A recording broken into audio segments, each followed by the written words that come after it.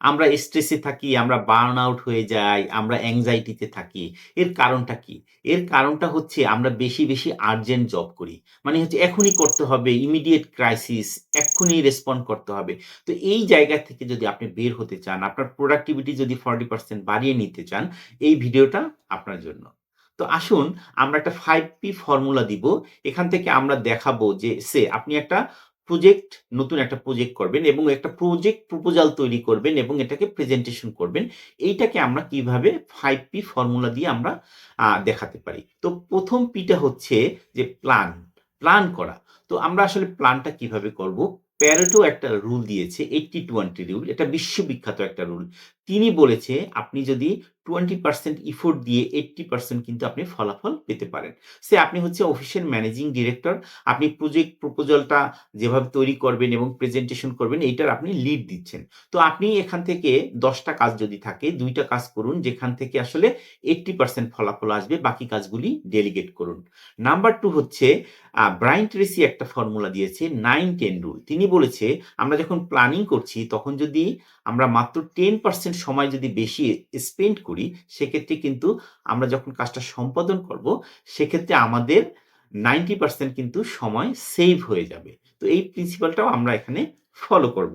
তারপরে হচ্ছে আমরা প্রিপারেশন কিভাবে নিব? আপনি যেহেতু প্রজেক্ট প্রপোজাল মানে প্রেজেন্ট করতে যাচ্ছেন, আপনি ওই অফিসটাকে গুছিয়ে রাখুন। কবে এটা হবে, তারপরে ফাইলগুলি গুছিয়ে রাখুন। প্রজেক্টটা ঠিক আছে কিনা এটা দেখে রাখুন। এটা হচ্ছে আমাদের প্রিপারেশন। এরপরে হচ্ছে আমাদের প্রোঅ্যাক্টিভনেস। আমরা কিভাবে প্রোঅ্যাক্টিভনেস হব?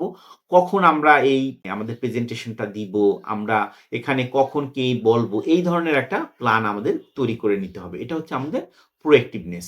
এরপরে হচ্ছে আমাদের পারফর্মিং। আমরা পারফর্ম করব। মানে আমরা কি বলবো, কোন প্রশ্নের কি উত্তর দিব, এইটার একটা ডিটেইল প্ল্যান এবং এই প্রেজেন্টেশনটাকে দেওয়া, প্রজেক্ট প্রপোজালটাকে উপস্থাপন করা। এটা হচ্ছে আমাদের পারফর্মিং।